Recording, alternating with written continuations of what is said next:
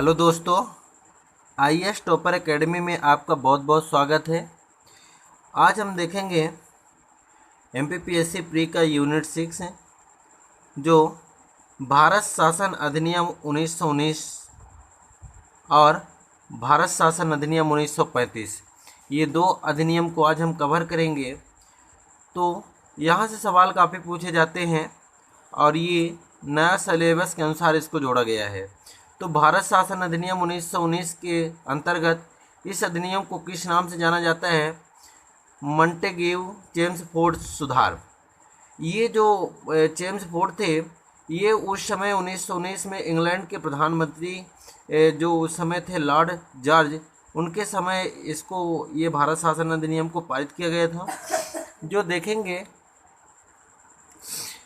ये 20 अगस्त 1917 का 20 अगस्त 1917 को तत्कालीन भारत सचिव मॉन्टेग्यू ने ब्रिटिश संसद में प्रस्तावित सुधारों की घोषणा की। प्रस्तावित सुधारों की क्या की घोषणा? ये क्या थे? सचिव थे, और उस समय के पीएम कौन था? इंग्लैंड का लॉर्ड जॉर्ज थे। घोषणा की जिसमें सर्वप्रथम भारत को स्वतंत्र डोमिनियन की स्थिति प्रदान करने की बात कही गई। डोमिनियन का मतलब होता है स्वशासन। इसके लिए सर्वप्रथम 20 अगस्त 1917 को पेश किया गया और इसकी बात कही गई। फिर जुलाई 1918 में मॉन्टेग्यू चेम्सफोर्ड रिपोर्ट प्रकाशित की गई। इस रिपोर्ट के आधार पर भारत शासन अधिनियम 1919 को क्या किया गया? पारित कर दिया गया। कब किया गया? जुलाई 1918 में। और 1921 में इसको क्या किया गया? लागू कर दिया गया। 1921 में इसको लागू कर दिया गया। इस अधिनियम में सर्वप्रथम उत्तरदायी शासन शब्द का प्रयोग किया गया। सर्वप्रथम उत्तरदायी शासन शब्द का प्रयोग किस अधिनियम के तहत आया? भारत शासन अधिनियम 1919 के तहत आया। भारत में पहली बार उत्तरदायी सरकार की शुरुआत भी हो गई भारत शासन अधिनियम 1919 के तहत। अधिनियम को पृथक प्रस्तावना था। ये अधिनियम पृथक प्रस्तावना और द्वैध शासन प्रणाली प्रांतीय सरकार के लिए लागू। जो द्वैध शासन होता है दोस्त, ये एक ही राज्य में दो सरकार होते हैं, उसी को द्वैध शासन कहा जाता है। यानी एक ही राज्य में दो सरकार होना। प्रांतीय विषयों को दो भागों में विभाजित किया गया। एक विभाग हो गया आरक्षित विषय और दूसरा हस्तांतरित विषय। तो कितने में विभाजित किया गया? दो, आरक्षित और हस्तांतरित। आरक्षित विषय में देखेंगे वायसराय कार्यपालिका परिषद की सहायता से शासन करता है।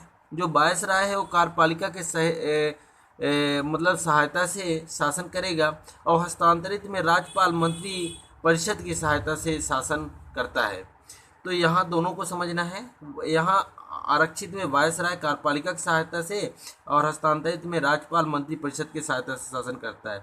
अब आरक्षित में देखेंगे कौन कौन से विषय जो कार्यपालिका परिषद विधान परिषद के प्रति उत्तरदायी नहीं था, वो कौन कौन से विषय देखेंगे? भूमि, वित्त, कारखाना, न्याय, विदेशी मामले, बिजली, यातायात, ये नहीं थे। हस्तांतरित विषय में कौन कौन से देखेंगे? ये उत्तरदायी था, जिसमें शिक्षा, स्वास्थ्य और सफाई ये इसके अंतर्गत आता था। यहाँ देखेंगे केंद्र में द्विसदनीय विधायिका की स्थापना किया गया था, जो राज्य परिषद जो जिसे उच्च सदन कहा जाता था, और दूसरा केंद्रीय विधानसभा जिसको निम्न सदन कहा जाता था। दो भागों में विभाजित किया गया था। राज्य परिषद में कुल 60 सदस्य थे, जिसमें से निर्वाचित सदस्य 33 और मनोनीत 27 सदस्यों को किया जाता था। अब यहाँ देखेंगे केंद्रीय विधानसभा में जिसको निम्न सदन बोला जाता था, जिसमें कुल 145 सदस्य होते थे, जिसमें से 104 का निर्वाचन किया जाता था और मनोनीत 41। यहाँ राज्य परिषद उच्च सदन की बात किया जाए तो इनका कार्यकाल 5 वर्ष होता था और केंद्रीय विधानसभा का कार्यकाल 3 वर्ष रखा गया था।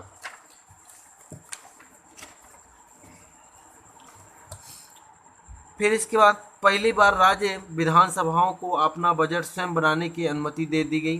किस अधिनियम के तहत? भारत शासन अधिनियम 1919 के तहत। इसी में पहली बार प्रत्यक्ष चुनाव का अधिकार मिल गया। पहले प्रत्यक्ष चुनाव नहीं होते थे, लेकिन इसके अंतर्गत प्रत्यक्ष चुनाव का अधिकार मिलता है।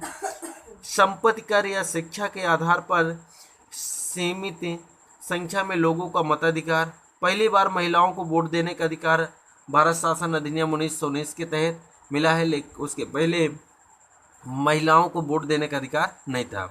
सिखों पर भी निर्वाचन प्रणाली लागू की गई भारत शासन अधिनियम 1919 के तहत। फिर सांप्रदायिक प्रतिनिधित्व के आधार पर सिखों, भारतीय ईसाइयों, आंग्ल भारतीयों तथा यूरोपियन के लिए पृथक निर्वाचन सिद्धांत का विस्तार किया गया। भारत शासन अधिनियम 1919 के तहत ही किया गया है। फिर देखेंगे भारत परिषद की सदस्य संख्या 8 से बढ़ाकर 12 कर दी गई। कौन से अधिनियम में? 1919 के अधिनियम में। भारत सचिव की सहायता के लिए उच्चायुक्त का पद बनाया गया। यहाँ भारत सचिव की सहायता करने के लिए एक नया पद बनाया गया जिसका नाम उच्चायुक्त है। उच्चायुक्त का वेतन भारतीय कोष से जबकि भारतीय सचिव का वेतन ब्रिटिश कोष से दिया जाने लगा। जो उच्चायुक्त थे तो भारतीय कोष से और भारत सचिव का वेतन ब्रिटिश कोष से दिया जाने लगा। लंदन में उच्चायुक्त का कार्यालय बनाया गया था। कहाँ बनाया गया था? लंदन में इसका कार्यालय बनाया गया था।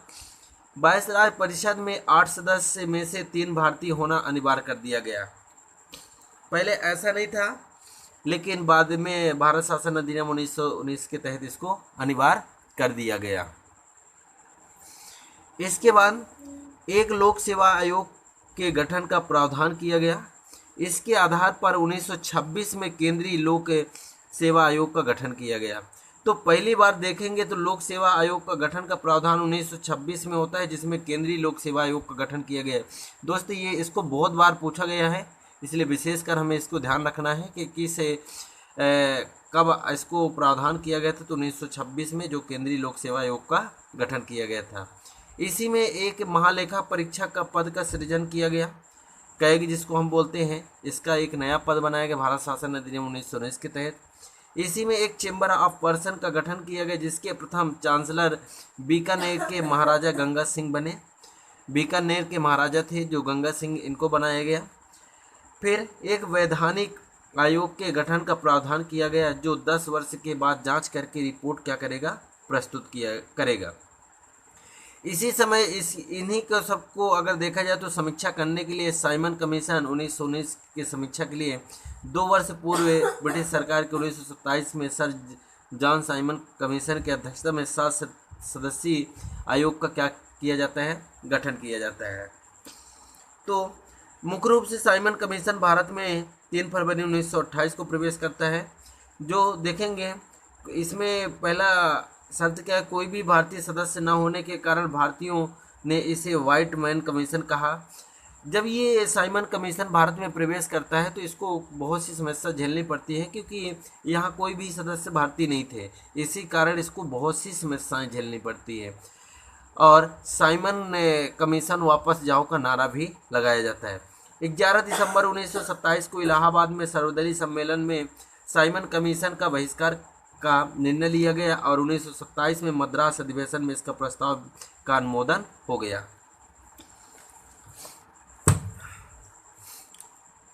फिर इसके बाद साइमन कमीशन ने 1930 में अपनी रिपोर्ट प्रस्तुत की। कब किया? 1930 में। और आयोग के प्रस्तावों पर विचार के लिए 3 गोल में सम्मेलनों का आयोजित किए गए। इसके आधार पर श्वेत पत्र तैयार करके ब्रिटिश संसद की संयुक्त प्रवर समिति के सामने रखा गया। फिर देखिए संयुक्त प्रवर समिति की सिफारिश पर भारत शासन अधिनियम 1935 को भी इसमें शामिल किया गया। देखेंगे इसी समय 3 गोल में सम्मेलन भी हुए हैं, जो नवंबर 1930 से पहला जनवरी 1931 तक चला है। दूसरा सितंबर से देखेंगे 1931 से दिसंबर 1931। इसमें गांधी जी कांग्रेस की ओर से एकमात्र सदस्य शामिल होने वाले गांधी जी थे। और नवंबर 1932 से दिसंबर 1932 तक ये तीसरा सम्मेलन चला है गोलमेज का। इसमें से डॉक्टर भीमराव अंबेडकर ऐसे व्यक्ति हैं जो तीनों गोलमेज सम्मेलन में भाग लिया। दोस्तों आगे हम देखेंगे भारत शासन अधिनियम, जो अगले वीडियो में हम इसको पढ़ेंगे।